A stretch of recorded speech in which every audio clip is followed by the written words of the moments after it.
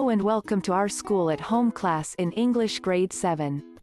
We are in the third quarter of our set of lessons, and I hope everybody will delight in learning today with lesson number 6. Our topic for today is expressing one's belief, convictions based on material viewed. All the activities provided in this lesson will help you express your beliefs or convictions. After going through this self-learning module, you are expected to, number 1. Infer what happened in a given situation, number 2. Answer comprehension questions after reading or viewing the text, number 3.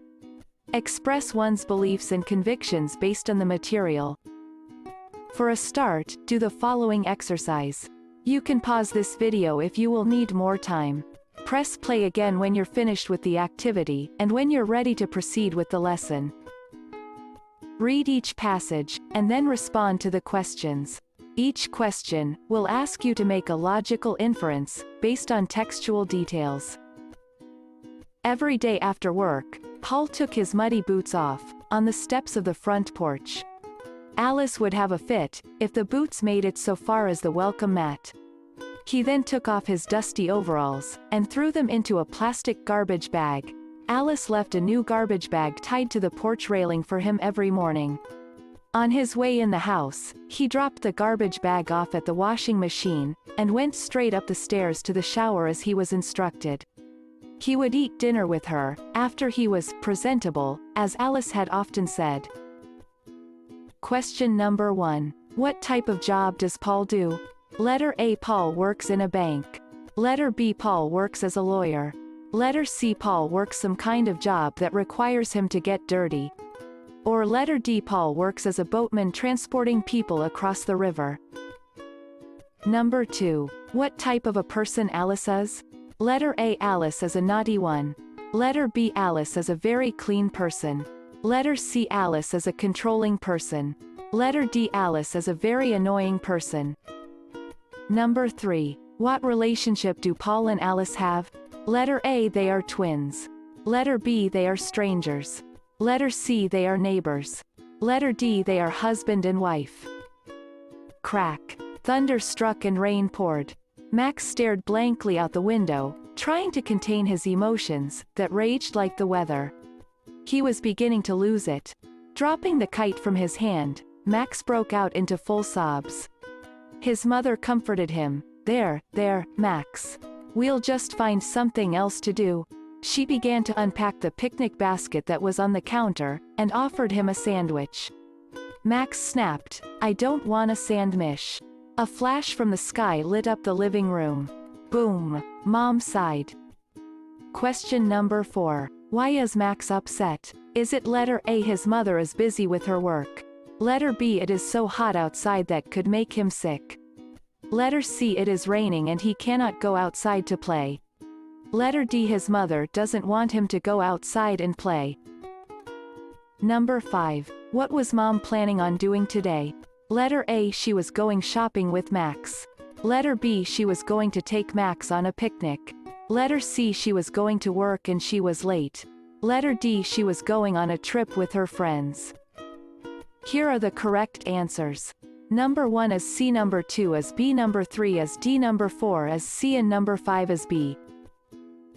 Previously, you have learned that in literature, any technique used to help the author achieve his or her purpose is called a literary device. Typically, these devices are used for an aesthetic purpose, that is, they're intended to make the piece more beautiful, and writers use literary devices to produce a special effect in their writing.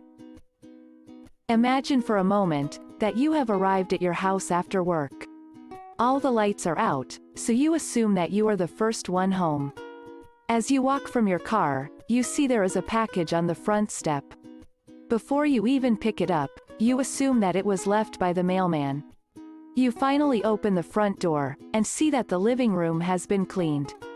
You then conclude that someone must have cleaned the room while you were at work. In each of these moments, you have practiced inference. Inference is using observation and background to reach a logical conclusion. You probably practice inference every day. For example, if you see someone eating a new food and he or she makes a face, then you infer he does not like it. Or if someone slams a door, you can infer that she is upset about something. Before you can begin to practice inference in literature, you should know what you are looking for. Your goal is to find the intended meaning of the text. Intended meaning is what we think the author is trying to teach us. Why is it important to make inferences? When writing a story, an author will not include all the information for us. He or she will expect us to read between the lines, and reach conclusions about the text. When making inferences, you are looking beyond what is stated in the text, and finding the ideas to which the author only hints. This makes you a more active reader and critical thinker. It also makes it easier to understand what the author is sharing with you. How do we practice making inferences? First, when reading or viewing, we make inferences by observing all the facts, arguments, and information given by the author. Second, consider what you already know from your own experience. Third, when faced with multiple choice answers, determine whether each is true or false, based on the information given in the passage. Your goal as you read is to make conclusions. These conclusions are not stated, but you should read between the lines to understand what the author is trying to say. Fourth, as you read, make guesses. Try to guess what will happen next in the story, what a character may say, or think, or even what other characters, not in the scene, are doing. Next, ask questions. Why are the characters acting a certain way? What are they thinking? Where are they going? What are they feeling? What do you already know? What is missing? Why is the author not including information? After this, you should make predictions. What do you think will happen next? How will a character react? What will the outcome be? And finally, you should find connections in the details. After you have made predictions, see what is missing or stated in the details, and make connections. Fill in the missing information using your questions, guesses, and predictions. We can use this 3-minute video by the phone company TrueMove H to infer how the character feels, what are they going to do and why do they do such things. Let's read the summary of the video presented. After reading, we are going to answer questions by expressing our beliefs or convictions. The 3-minute video by the phone company TrueMove H begins with a small boy being chased out of a pharmacy by the owner who has caught him stealing. She snatches the medicine he's taken out of his hands and demands to know what he's planning on doing with it. He replies that he wants to give the medicine to his mother. At this point, a man from a nearby cafe comes over and calms the situation down by paying the pharmacy owner for the stolen items. He hands the boy the medicine and tells his daughter to fetch him some food, too. After receiving the items, the boy runs off, and the film jumps forward 30 years, with the cafe owner still plying his trade with his daughter's help. Still helping the needy such as beggars by giving them free food. Suddenly, to the horror of his daughter, he collapses. She is distraught as he lays unconscious in hospital, and horrified that she's been hit with a £15,500 medical bill. She talks to the doctor who's attending to her father looking numb with shock. Desperate, she puts her house up for sale to cover the cost. The next scene shows her asleep with her head on her father's bed. Upon waking, she finds a new medical bill in an envelope next to her. The amount? Nothing at all. A note with the bill explains that all expenses have been paid, with 3 packs of painkillers and a bag of veggie soup. It turns out that the doctor tasked with saving her dad is the same boy that he helped all those years ago, after he stole medicine from the pharmacy. Giving is the best communication, states the ad at the end. After reading the story, let us answer the following questions. Do you think the man and the boy know each other? Why do you think the man pay the woman for the stolen items and give the boy veggie soup? Well, we can infer that the man and the boy don't know each other based on the reaction of the boy.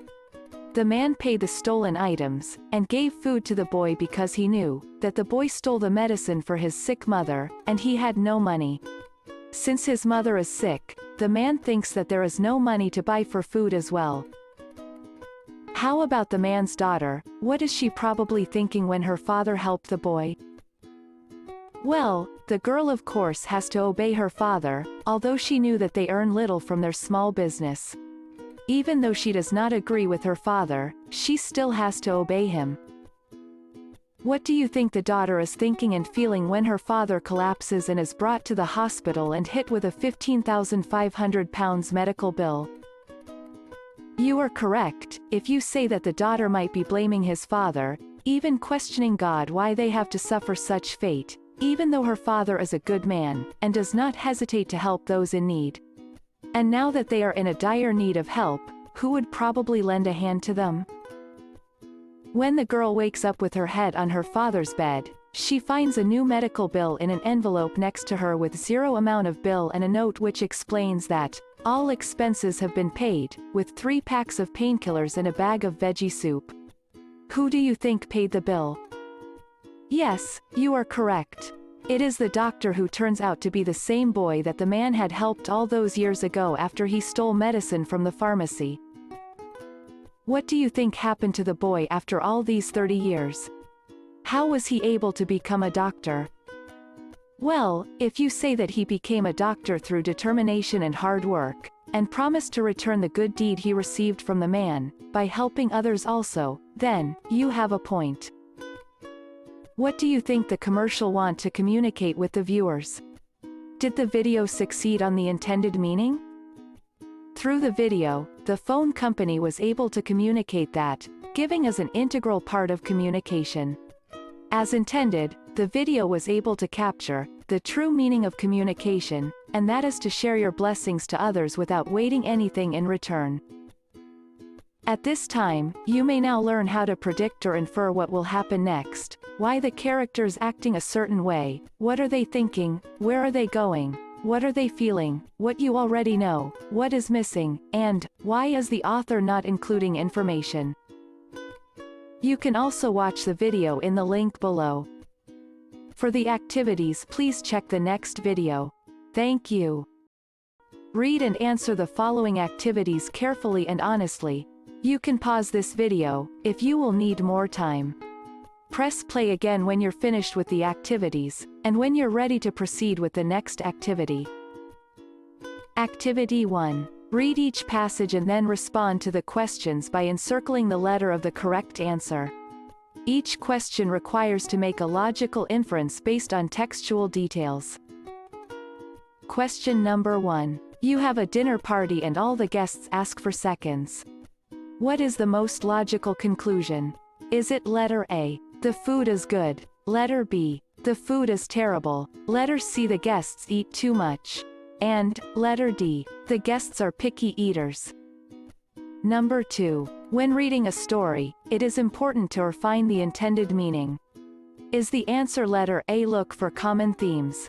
Letter B, ask questions about the characters? Letter C, make predictions about the next chapter? Or, letter D, look for what the author is trying to teach us? Number 3. The idea that is suggested by the facts or details in a passage. Is it letter A, inference? Letter B, literary device? Letter C, logical connectors, or letter D, poetic license? Number 4. You wake up and see tree branches on the ground and trash all over the place. What do you think happened? Is it letter A, it was a peaceful night? Letter B, it rained hard last night? Letter C, there was a storm last night? Or, letter D, there was a war between 2 gangs? Number 5. A friend comes to school on crutches. What do you think happened? Is it A, he or she had a flu? Letter B, he or she had suffered depression? Letter C, he or she accidentally cut her arm? Or, letter D, he or she had some kind of accident and was injured?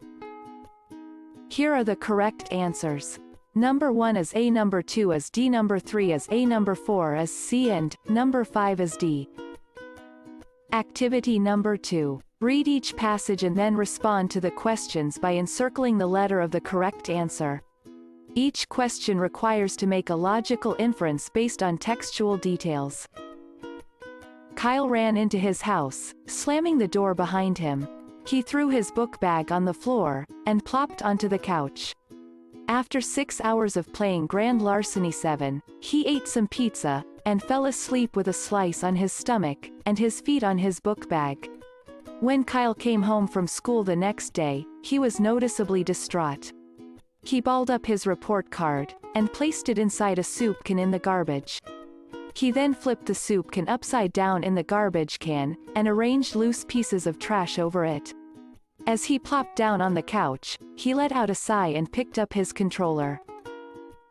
Why is Kyle distraught? He probably got bad grades. But how do you know this? Is it because letter A, he ate some pizza and fell asleep? Or B, he played on his computer for 6 hours? Or C, he balled up his report card and hides it? Or D, Kyle ran into the house and plopped onto the couch? Next, why do you think Kyle put his report card in the soup can? Because he is trying to dispose the evidence. He doesn't want anyone to know. But how do you know this? Is it because letter A, he ate some pizza and fell asleep? Letter B, he played on his computer for 6 hours? Letter C, Kyle ran into his house, slamming the door behind him? Or letter D, he goes through great lengths to conceal the report card? Number 3. Was Kyle's report card good or bad, and why was it like that? Kyle's report card was probably bad because he plays too many video games. And how did you know this? Is it because letter A in the text, he plays video games for 6 hours, and sleeps after eating pizza and does not even open his book bag? Letter B in the text, Kyle ran into his house, slamming the door behind him. He threw his book bag on the floor and plopped onto the couch. Letter C in the text, he balled up his report card, and placed it inside a soup can in the garbage. Or letter D in the text, when Kyle came home from school the next day, he was noticeably distraught.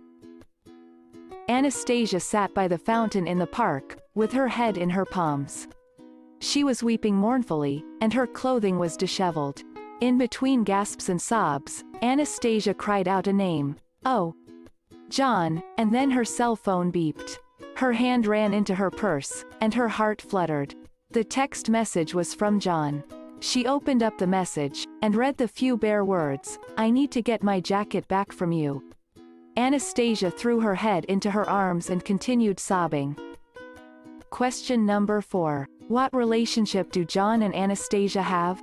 If you say they are boyfriend and girlfriend, you are correct. But how did you know this? Is it because letter A, they are arguing about something? Letter B, they are talking about buying a jacket? Letter C, they appear to be going through a breakup? Or letter D, they appear to have an argument about the jacket? Number 5. Why is Anastasia sad? If you say that because John and she are breaking up, you are right. But how did you know this? Is it because letter A, John calls Anastasia? Or letter B, John wants his belongings back? Or letter C, Anastasia is crying by the fountain? Or letter D, Anastasia receives a text from John? Here are the correct answers. Number 1 is C, number 2 is D, number 3 is A, number 4 is C, and number 5 is B. Activity number 3. Read each passage and then respond to the questions. Each question will ask you to make a logical inference based on textual details. Explain your answer by referencing the text. Mr. Thomas sat on the front porch of his house, in a bathrobe and bunny slippers, with his head in his hands. He was holding the daily newspaper. The sun shone brightly in the sky. His neighbors were coming out of their houses, and getting in their cars. Mr. Thomas sighed. His neighbor Mr. Rosencrantz stepped out on his porch and saw Mr. Thomas. "Did it again, huh?" said Mr. Rosencrantz. Mr. Thomas replied, "Yep." Mr. Rosencrantz chuckled and said, "Here, Mr. Thomas, you can use my cell phone. I could even keep a key over here if you wanted." Tom thankfully grabbed the cell phone, and called his wife. "Honey, I did it again." Mr. Rosencrantz heard Mrs. Thomas yelling at Mr. Thomas in a distorted high-pitched squeal. "Yes, dear, I'm so sorry. I'll see you soon, Mr." Thomas returned the phone, sighed deeply, and ran his fingers through his hair. Question number 1. What is the thing that Mr. Thomas did again? And how do you know this? Question number 2. Why will Mr. Thomas see Mrs. Thomas soon? And how do you know this? Mr. Erickson was a manager at a small insurance company in Minnesota. One cold winter day, April Mackenzie, one of his employees, approached him about some time off from work. "This job is very important to me, Mr. Erickson, but I've been called into jury duty. When my government asks for my help, I have to answer the call." Mr. Erickson rubbed his forehead. "We really need you here, April, but the government needs you more. Take the time. We'll be all right." Mr. Erickson had thought that they needed her there at the office, but they managed fine without her. When April returned a week later, Mr. Erickson noticed that most of her skin was bright shade of red except for around her eyes. Pale white circles ran from the top of her eyebrows to the bottom of her cheeks. These pale circles were surrounded by sunburned flesh. That's when Mr. Erickson knew. "April, step into my office. There are some things we need to discuss," Mr. Erickson said ominously. Question number 3. Where was April, and how do you know this? Number 4. What does Mr. Erickson want to talk about with April? And how do you know this? And, number 5. Why does April have white circles around her eyes? And how do you know this? Here are the answers. Number 1. Mr. Thomas locked himself out of his house. The proof is that he is wearing a bathrobe, and holding his newspaper. He can't seem to go back inside the house, and his neighbor offers to keep a spare key for him. Number 2. Mrs. Thomas is coming home to let him into the house. The proof is that Mr. Thomas is locked out of the house and she yells at him as though he inconvenienced her. Answer number 3. April was somewhere sunny, not a jury duty. Because she is sunburned, and courtroom is typically not sunny. Number 4. Mr. Erickson is going to discipline or dismiss April for lying to him. The proof is that Mr. Erickson sees her sunburned face and call her into his office immediately. Number 5. April was wearing sunglasses in the bright sun. The proof is the sunglasses are worn over the eyes and block harmful UV rays, so she has pale white circles ran from the top of her eyebrows to the bottom of her cheeks. These pale circles were surrounded by sunburned flesh. For the wrap-up, write down 3 things you have remembered, 2 examples of what you have learned, and 1 question you have about the lesson. In your notebook, write the things that you will undertake to show determination to succeed in your studies, despite the fact that we are learning in the new normal. Read and answer the post-test carefully and honestly. You can pause this video if you will need more time. Press play again when you're finished with the test, and when you're ready to proceed. Read each passage and then respond to the questions. Each question will ask you to make a logical inference based on textual details.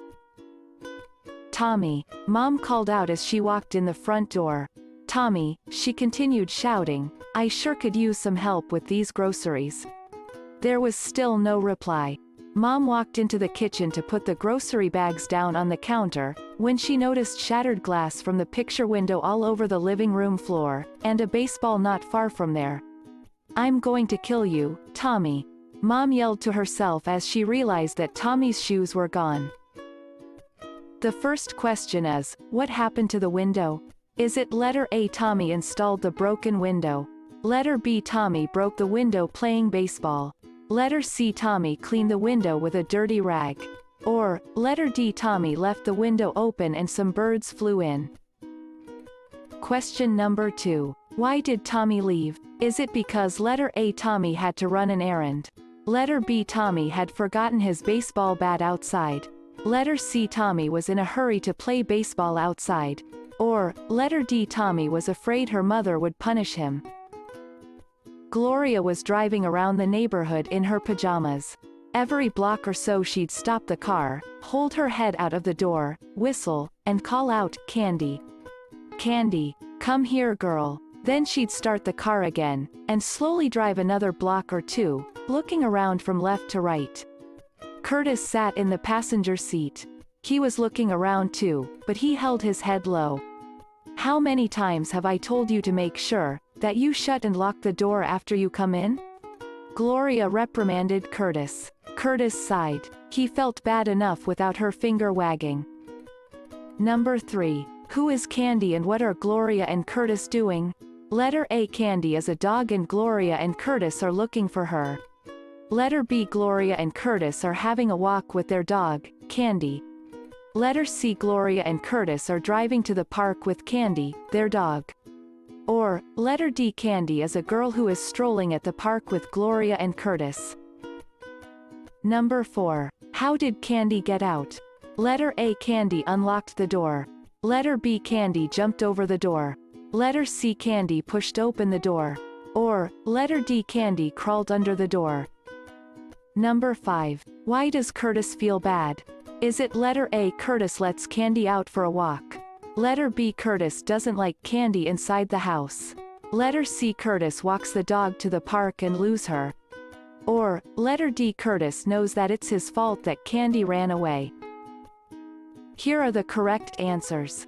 Number 1 is B, number 2 is D, number 3 is A, number 4 is C, and number 5 is D.